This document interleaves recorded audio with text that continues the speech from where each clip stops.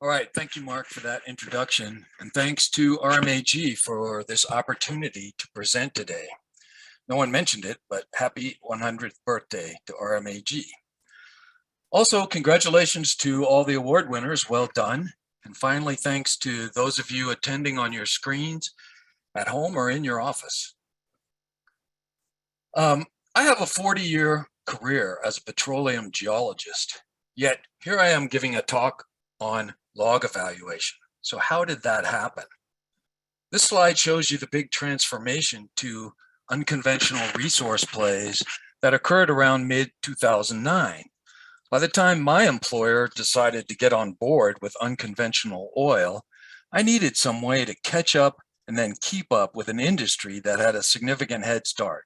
So today, I just want to review with you the approach I developed for that task.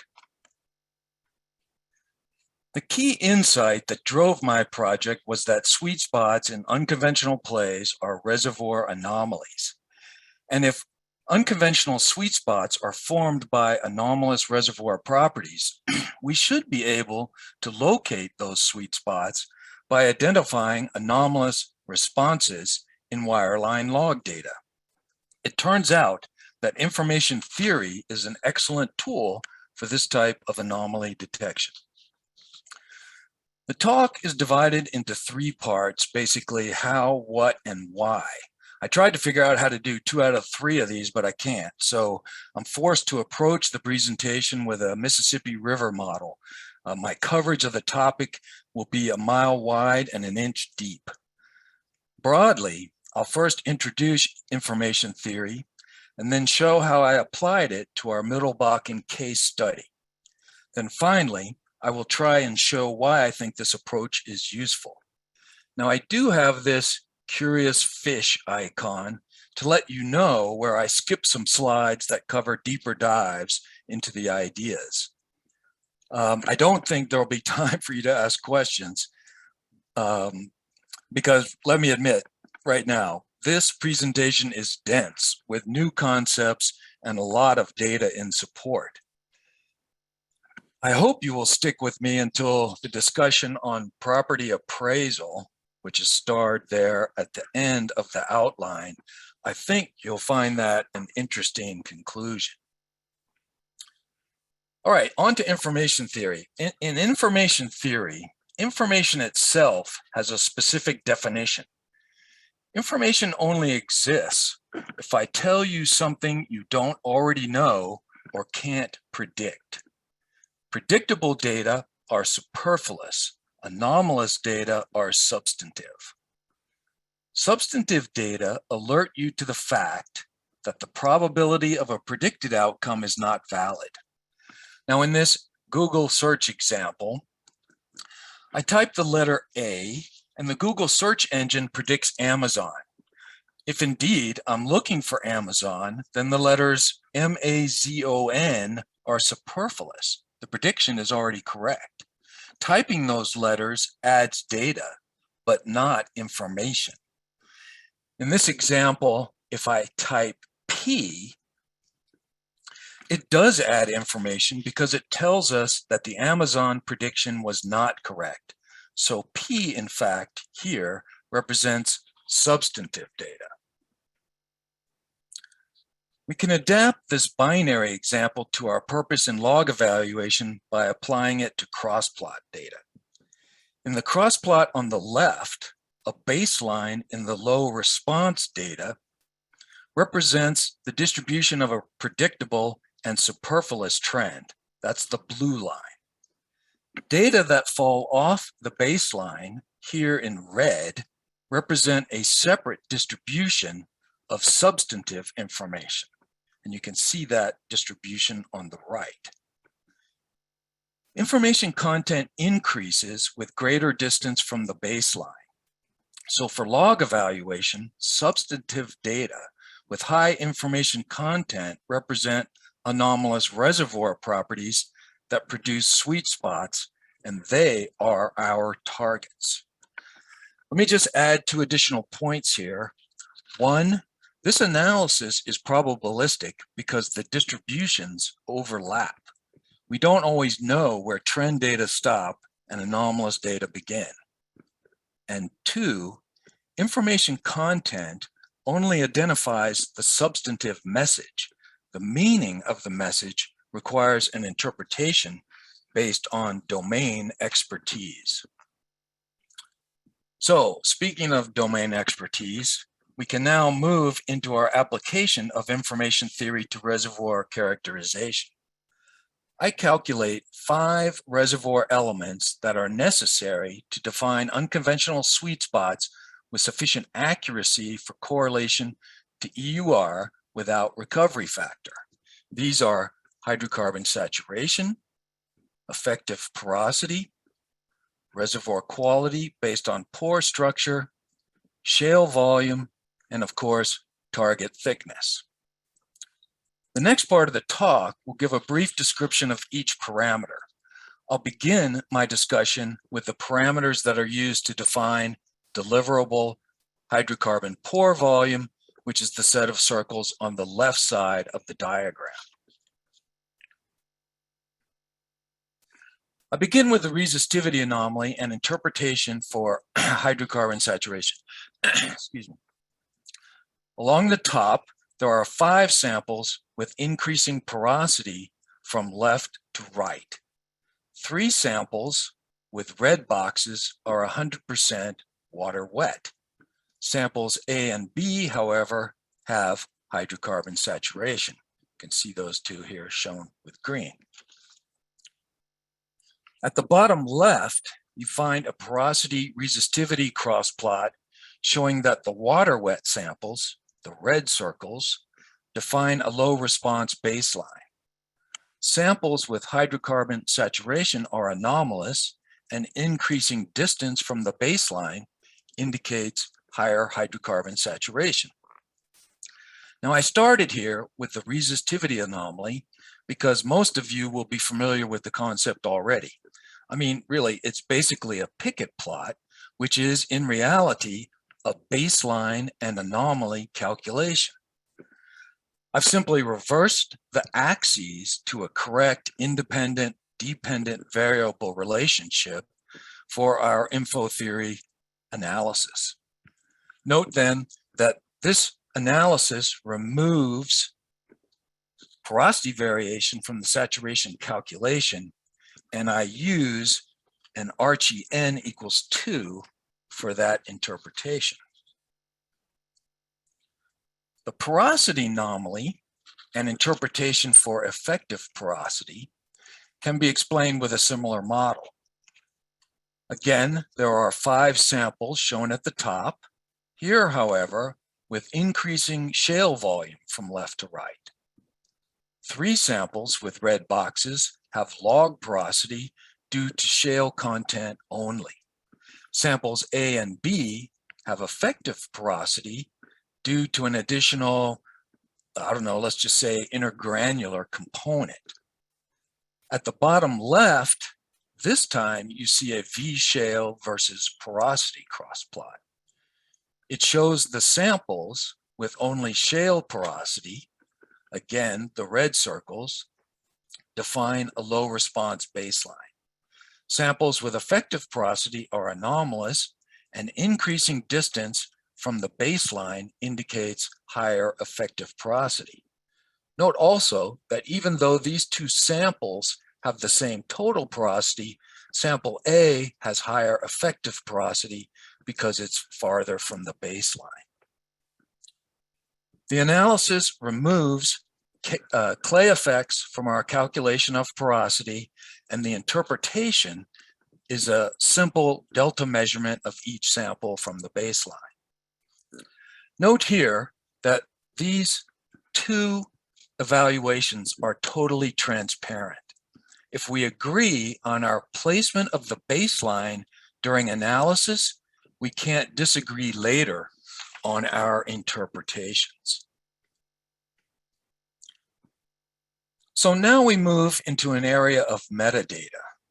I evaluate pore connectivity using the slope of effective porosity versus hydrocarbon saturation in a cross plot based on the porosity and resistivity anomalies.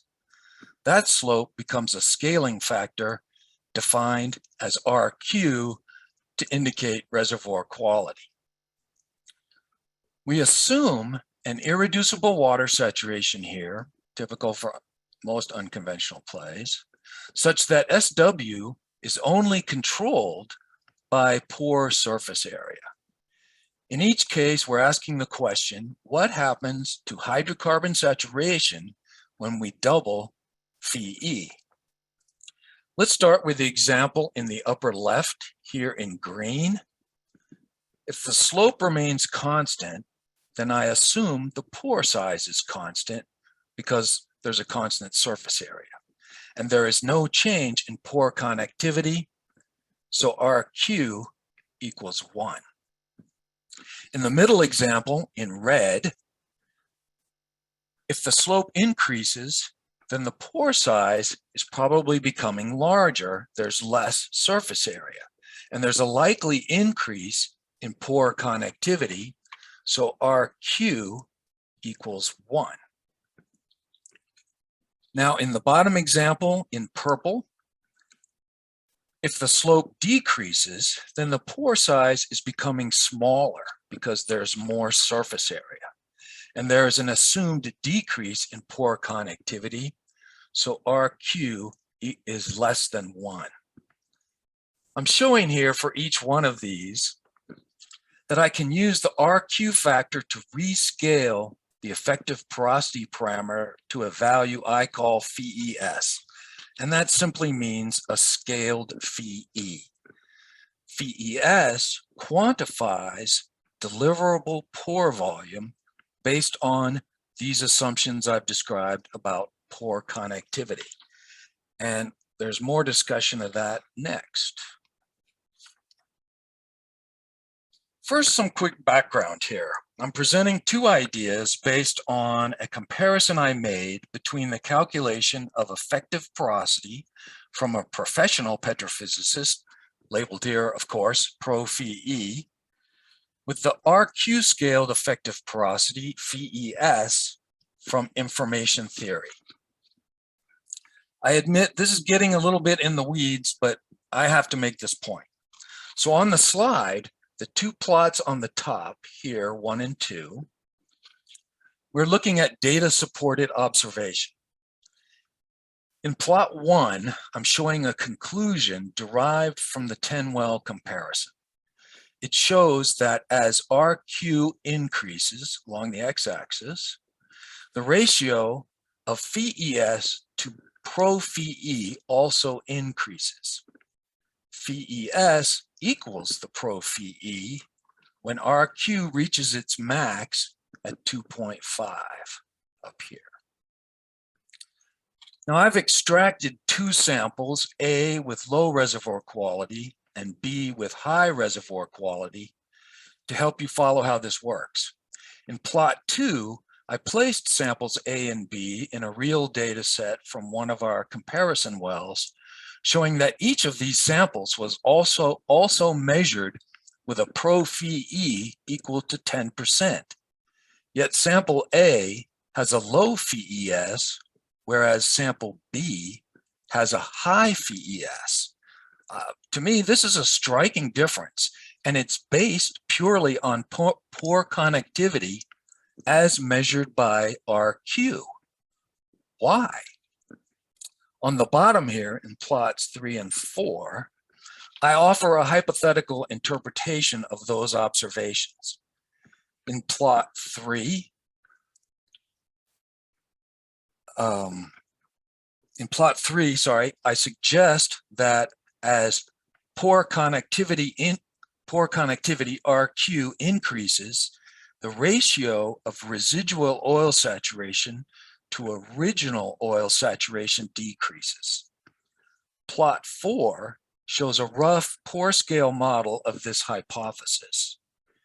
In sample A, with low pore connectivity, there is a high residual oil saturation, and our scaled porosity anomaly, Phes, measures a small deliverable pore volume. As pore connectivity increases, We see in sample B that residual oil saturation is reduced, and we measure a higher deliverable pore volume. So down here at the very bottom right, the general conclusion from all this brain damage is that our scaled porosity anomaly, simply phi times RQ, represents only the producible connected pore volume. That's quite a nice result. So we've concluded our discussion of deliverable hydrocarbon pore volume on the left side of our reservoir model. I summarized at the bottom here my suggestion that the info theory evaluation will give the same volumetric solution as a deterministic petrophysical calculation once residual oil saturation has been included. So let's now move on and take a look at the right side of the reservoir model and briefly discuss frackability. Here I'm showing how I use the V-shale calculation to reduce the nominal thickness of a stimulated reservoir interval to a smaller frackable thickness. The idea is to eliminate the deleterious effect of clay volume on vertical frac efficiency that might be caused by poor frac initiation or, say, proppant embedment. I want just to simply indicate the proposition that as V-shale increases, frackability decreases, as shown on the image at the bottom there from left to right. Now, of course, V-shale isn't clay volume, so I need to convert it to clay content. This is accomplished by multiplying the V-shale index times an assumed maximum clay content. This can vary by formation, but always when V-shale equals 1, the clay content will be at its max. Then frackability is calculated here by the formula 1 minus V-shale times max V clay. And for basin scale play screening, I always start by simply assuming max V clay equals 50%, which I label F2. So when you see F2, that's all that means. So that briefly describes the reservoir principles underlying each of the 5 parameters in my streamlined model for deliverable and frackable hydrocarbon pore volume. Now, for mapping a target interval, the average value of each parameter is calculated in every well. So here are those calculations. Then each parameter is mapped individually, and the separate grids are multiplied to generate a deliverable, frackable bulk volume hydrocarbon sum, labeled here BVH ESF2. So that includes all the parameters located here. This reservoir pay will define for us sweet spot areas, those with high values, and allow us to exclude lower tier properties, those with low values. So this is now just a quick intro into the Bakken play in the Williston Basin, which I hope you're already familiar with. On the left is a type log showing the section from Lower Lodgepole through Nisku. This approximates very well the stratigraphic interval I evaluated for this project. You see the Middle Bakken Reservoir here, sandwiched between 2 world-class source rocks, the upper and lower Bakken shales, and below that, the Three Forks section. The mature organic shales have sourced hydrocarbons in the Middle Bakken and the upper and middle Three Forks. On the right, I'm showing maps of the transformation ratio in the upper and lower Bakken shales, pretty much just to locate the major kitchen areas of the basin. So right up front, this map shows our result. It's the sum of BVH ESF2 for the Middle Bakken, representing our pay calculation of deliverable frackable hydrocarbon pore volume. Sweet spot areas are seen in yellow, orange, and red.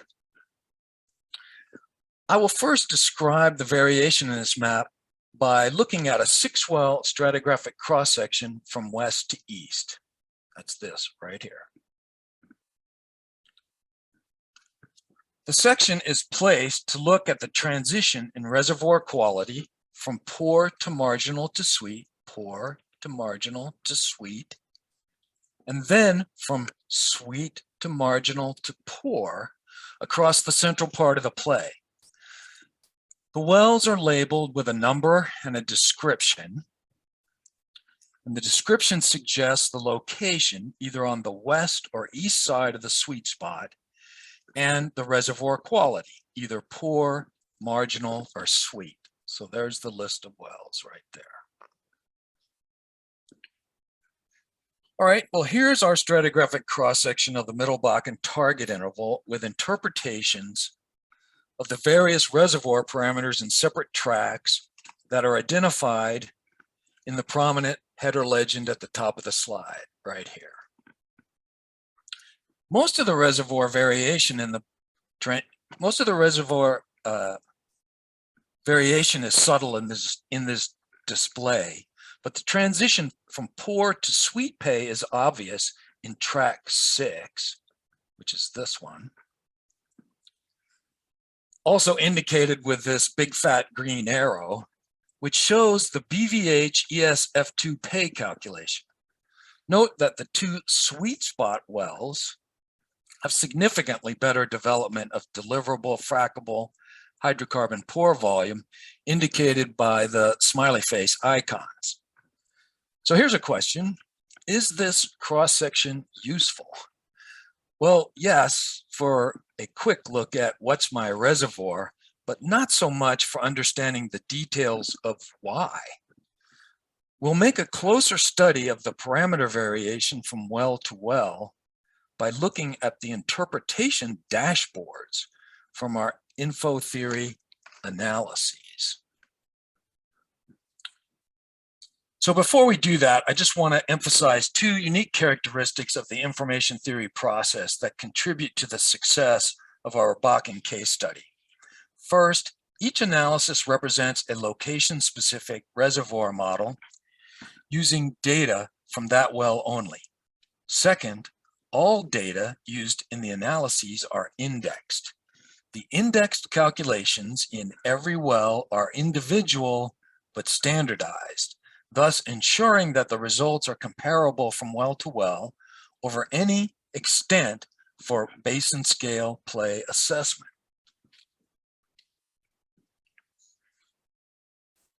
Well, for me, the best way to study reservoir characterization generated by these information theory evaluations is looking at a series of cross plots that follow the previously described analysis and interpretation.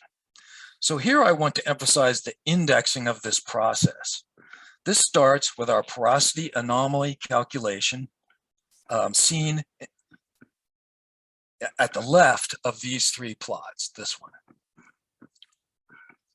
The x-axis here uses an indexed V-shale calculation, so the independent variable in this plot is always relative among the wells. Then total porosity, our dependent variable, is bulk shifted so that the V-shale phi-t baseline always intersects the cross plot at the origin. This essentially normalizes the porosity for use in other calculations. The remaining two plots, these right here, center and right, are two calculations for the resistivity anomaly. One uses the V-shale index and the other uses the bulk shifted total porosity. Now you'll note here that I did not describe this V-shale calculation in my discussion of the resistivity anomaly earlier, but it follows the same information theory concepts.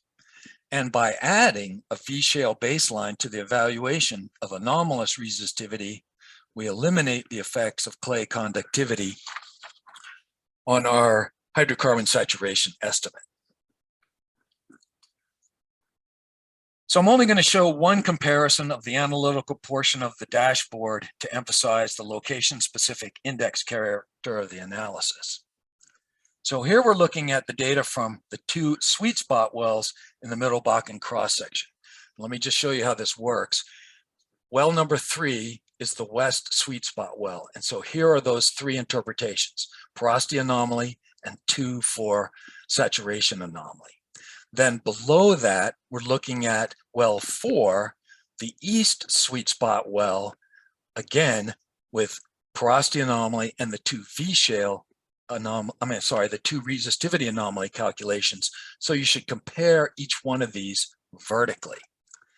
Note that the parameters of each baseline, the slopes are highlighted in red and the intercepts are highlighted in blue where they're used. These are unique to each well. Yet, as we'll see in a minute, the independently evaluated porosity and resistivity anomalies from each well contribute positive reservoir characteristics for sweet spot development from 2 completely different locations.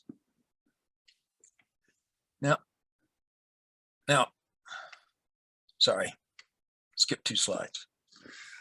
Now, I typically look at the analysis and interpretation portions of the dashboards together, but I'm going to depart from that here so you can see the reservoir changes from well to well by comparing only interpretations. I'll present 3 plots in each of these interpretations showing a progressive development of deliverable and frackable hydrocarbon pore volume from left to right. The first is a plot of Phe versus HC-Sat taken directly from the porosity and resistivity anomalies. In the second plot, I bring in RQ to add pore connectivity to our analysis. These 2 cross plots cover the deliverable hydrocarbon pore volume portion of our streamline reservoir. And finally, I'll be adding V-shale to describe frackability. Note that the target area needed for sweet spot development is highlighted for each step in this series of plots. So the 5 slides that follow this one will do that comparison of reservoir interpretation one location to the next across the 6-well cross-section. I'm just using this slide to explain that setup.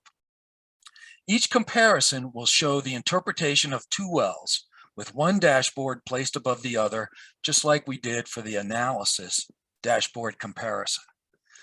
I'm going to start in the west, comparing the pore well, well 1. I can see it down here as well. Well 1 on top of the marginal well, well 2 on bottom. Like I said, this is like the analysis dashboard. Successive comparisons will proceed eastward into and across the Middle Bakken sweet spot, ending with a comparison of the eastern marginal well, well 5, to the eastern pore well, well 6. So we're going to look at this comparison, this one, this one, this one, and this one. In each comparison, I've highlighted with a symbol like this, a red star, to draw your attention to the most significant changes that I see between the 2 wells. I've also annotated the summation of pay for each well and calculated the fractional change for each comparison, which will be shown with this symbol, a green arrow in the far right of the 3 plots you'll be looking at. So I hope you'll get a feel for how the dashboard interpretations capture reservoir parameter variability that we just couldn't see in the cross-section. And one final note, on all the dashboard displays, the light blue data cloud represents all points from the evaluation interval from that well. The Middle Bakken data are the darker highlighted points. So this is starting with well 1, comparing well 2. Again, the 3 plots for well 1 go across like this. The 3 plots from well 2 go across like this. And you want to compare them vertically. Here's my symbol to help you look for the changes that I see. Here are the 2 pay sum calculations, and this is the change in between these two wells. So starting with well 1, the biggest issue with the Middle Bakken Reservoir in the Western Pore location is a very low pore volume connectivity seen in the center cross plot, where most of the data are below RQ equals 1. The pay sum here is only about 4/10 of a foot. Then moving to well 2, the western marginal well, the Phi and the HC-SAT anomalies stay about the same, but there's a significant improvement in RQ, with about half the points now greater than 1. And this results in a nearly 90% increase in the calculated pay that I showed you there on the far right. Moving from well 2 then to well 3, the west sweet spot well, we see a continued significant improvement in RQ here, with nearly all points now greater than 1. And this results in a 2.25 times increase in calculated pay. Note also that the best development of pay in well 3 seems to show up in a reservoir that essentially amounts to development of a new facies that has significantly less V shale and therefore higher frackability. I like that.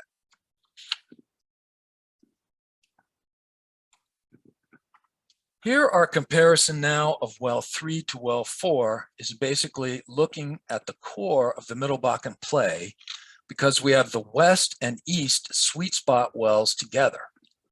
Most of the reservoir parameters have high quality development, with the biggest difference being a decrease in target thickness. In well 4, there's just simply fewer Middle Bakken data points. Yet the pay sums are basically equal. Again, the best reservoir development in well 4 seems to show up in the low V shale reservoir facies. Also recall that these two wells were shown earlier in the analysis dashboard to demonstrate that our baseline anomaly evaluations allow for location-specific analyses that are comparable across a basin scale dimension because of indexing. So we move now to the comparison of well 4 to well 5, which is the east marginal well. So we're moving from a sweet spot well to a marginal well. We see here a significant decline in hydrocarbon saturation. This results in a marginal pay value that's about half the sweet spot pay. Also note, this is a different reservoir variation than the change in RQ that we saw on the west side of the Middle Bakken sweet spot. I find that quite interesting. Also note that the low V shale reservoir facies has essentially disappeared here. Now, in our final comparison, we move from well 5 to well 6, going to the pore well on the east side. And here we see a very significant decline in hydrocarbon saturation. This results in a pore pay value that's again about half the marginal location pay value, with the BVH ESF2 calculating a pitiful sum less than 4/10 of a foot here. Well, thank you for viewing this deluge of cross plots. I know that was a lot, but this is how I identify key reservoir changes based on the information theory evaluations. And I hope you were able to see the value here as well. But to understand the full basin scale character of these variations, we do need to look at how each parameter maps out. And this is probably your preferred way to study the reservoir, and your endurance now shall be rewarded. So here's an overview of the Middle Bakken play evaluation showing maps of the 5 reservoir parameters used to delineate the Middle Bakken sweet spot, which is shown again down here in the lower right. Each map will be discussed individually next. So we start by looking at Middle Bakken structure and hydrocarbon saturation. On the left, structure defines the geometry of the Williston Basin and locates the area of high source rock thermal maturity that we looked at before toward the basin center. On the right, hydrocarbon saturation tends to be offset from the basin center, suggesting oil migration to the south and east. Toward the northwest, low hydrocarbon saturation suggests a risk for higher water production. Finally, note that there's a reduction in hydrocarbon saturation in the marginal and pore wells on the eastern end of the cross-section, up here. We made this observation earlier in the interpretation dashboards, and now we can picture its layout shown on the map. Next, we look at Middle Bakken effective porosity and reservoir quality. On the left, the Middle Bakken porosity anomaly is generally consistent, around 4% VE across the basin, except on the eastern flank here, where lower porosity appears to form a stratigraphic barrier to up-dip oil migration out of the basin. On the right, Middle Bakken pore connectivity, RQ, is highest along the trapping edges of the play in 2 areas. First, here to the south at the truncated limit of the reservoir, and second, just east here of just east and down dip of the low porosity strat trap we defined on the FEE map. Again, note that the reduction in RQ that we observed in the interpretation dashboards from the marginal and pore wells here on the western end of the cross-section is also apparent on the map. Finally, we look at Middle Bakken thickness and V-shale index. On the left, an axis of thick Middle Bakken deposition preservation is seen trending from northwest to southeast across the eastern flank of the basin. Thickness adds to the Middle Bakken sweet spot, but is not the defining critical element. On the right, Middle Bakken V-shale shows minimal variation and is generally low across the basin, typically less than 40%. So for the frackability estimate using the F2 calculation with max V clay equals 50%, we would expect that 80 to 90% of the nominal Middle Bakken thickness is frackable over the play. So now we return to the sweet spot map, which shows the combined effect of our 5 parameters that characterize the Middle Bakken reservoir. Each reservoir element acts as an independent geologic agent, and the limits of the sweet spot cannot be defined by any single element. With an accurate quantification of pay in the Middle Bakken reservoir, however, we should get a good correlation to well productivity. So how did we do in generating a Middle Bakken play assessment? Here I want to compare our sweet spot map with a published map of Middle Bakken IPs, the map on the right. Now there are about a dozen or more variations of maps showing Middle Bakken productivity. I picked this one simply because the authors were bold enough to actually outline their opinion of the core area.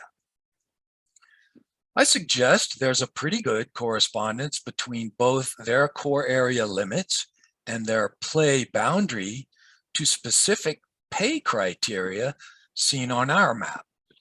But of course, I would say that. I owe you this confession. I just don't favor using productivity measurements in basin scale play assessments. reservoir mapping offers a better solution, and we'll talk about that now.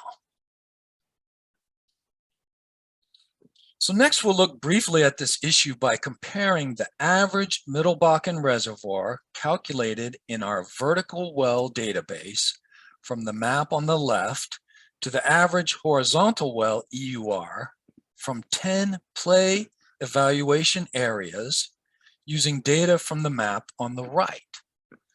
My source for the evaluation area boundaries and the posted Middle Bakken EURs is a search and discovery article from 2013 by Feloy and Sonnenberg. The image in the upper left shows the cumulative frequency distributions of BVH pay calculated for the Middle Bakken reservoir in vertical wells from each of the evaluation areas. Two criteria are indicated to discriminate acreage tiers. Poor areas have less than 0.6 of a foot of pay. Marginal areas have 0.6 to 0.9 of a foot of pay. And sweet spots have greater than 0.9 of a foot of pay. It's obvious which areas represent core Middle Bakken properties, basically these 5, based on the higher fraction of wells with sweet spot reservoirs. Now, let me describe the plot here on the upper right. It shows on the x-axis the average pay sum for the Middle Bakken reservoirs from the vertical well distributions in each area. That value is correlated with the published average EUR from the Middle Bakken horizontal wells in the corresponding areas plotted on the y-axis. The correlation shows a range of slope for EUR per foot of reservoir from a maximum of 720,000 barrels oil per foot to a minimum of 450,000 barrels oil per foot. I attribute this range in slope to variations in completion techniques, with the higher slopes representing superior methods and lower slopes indicating inferior methods. This is important because EUR is a combination of reservoir and completion, suggested here. Any unique reservoir can exhibit a non-unique range of productivity. If this is true, then using EUR as the sole criterion for play assessment or any productivity measure fails to correctly identify properties with legitimate upside. So what does determine legitimate upside? Well, we'll quickly look at that question next, and then we're done. So in order to correctly evaluate the true upside of any property, one must have quantified data on EUR, say from decline curve analysis, and you also must have reservoir. In my opinion, your mantra should be think reservoir first. So using our information-based reservoir model, we have a hydrocarbon pore volume that includes pore scale deliverability and vertical fracture efficiency. This is a pay calculation that correlates to EUR without the need for a recovery factor. That suggests the range of completion efficiency is solely related to a stimulated reservoir area. And we can calculate the nominal size for that area shown here in the box at the top of the slide. Consider a property like the Bailey area, highlighted in purple as an example. It's an area with a good reservoir distribution, but with an average EUR that's obviously low when compared to properties with similar reservoir quality. I think we can assume that inferior completion efficiencies in the Bailey wells is resulting in a small stimulated reservoir area. So these are the properties with true upside. They are tier 1 reservoirs with poor completions. And we can find them because they fall on the low slope trend of this distribution. There's no upside to be realized in a tier 1 reservoir with an excellent completion along this trend. In those properties, we're already looking at wells producing from a maximum stimulated reservoir area. All right, well, today I've presented a unique and innovative workflow for basin scale assessment of unconventional reservoirs. It starts over here with an algorithmic analysis designed to quantify substantive anomalies in wireline logs based on information content. Next, here, we interpret 5 key parameters to build a location-specific indexed reservoir model for each well. At that stage, we know what a sweet spot reservoir looks like based on a favorable combination of anomalous reservoir elements. Then finally, here, we can map those elements using average properties from a target interval to determine where those sweet spots are located. By mapping reservoir instead of some productivity derivative, we identify true play potential with the specific ability to recognize properties with legitimate upside. Well, you reached the end of the presentation. Congratulations, and thank you very much for your perseverance. And stop share. I don't know if there's anybody left, but that's it. Yeah, I mean, I actually have 62 people left, so we well, pretty good. Thank you for hanging in there. Thank you for that, Paul. It was very good. We might just do one quick question. If you guys want, I'll actually just let you ask it, Kurt.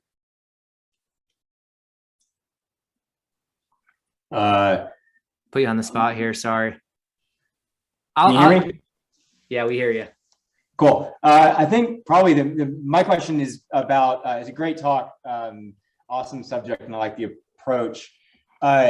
When you're focusing on the Bakken, I wonder if you, one, do anything to kind of calibrate and figure out to identify the factors that you used for your mapping to kind of figure out how unique they are and how well they correlate to anything you can calibrate to in the reservoir, as well as the other factors that might be considered for people in other basins. And maybe that's a question for the group of what other people might put their prioritize as the top, say, 5 factors that drive rock quality. Yeah, so this is definitely a evaluation of the matrix, right? And I haven't accounted for pressure. There is a way to use this analysis to account for fluid variability, and yeah, I don't have time to get into that. So I have used this in many other plays. Obviously, in this one, there's also a corresponding analysis for the upper Three Forks and the lower Three Forks. I've used it in the Niobrara, in the DJ Basin. I've used it for the Niobrara in the North Park Basin. I've used it for some plays in the Powder River Basin. In my opinion, for basin scale screening, which is really what I'm approaching here, I'm not trying to replace professional deterministic petrophysics in local areas. Sure, that's the approach you want to use. But for basin scale screening, I find this to be an effective tool with these 5 parameters correlating to EUR. Now, I didn't say necessarily that volumetrically I'm getting the exact, I just don't want to get involved with the typical oil in place, recovery factor. I think that makes more problems than you get if you use this type of approach. So I don't know if that answers the question. I've used it in many plays. I've never used it in the Permian Basin, which is unfortunate. It works. But I think these 5 parameters will be sufficient. They're necessary and sufficient. So that would be my answer. Long-winded as usual. Thanks for the question, Kurt. Great, thanks.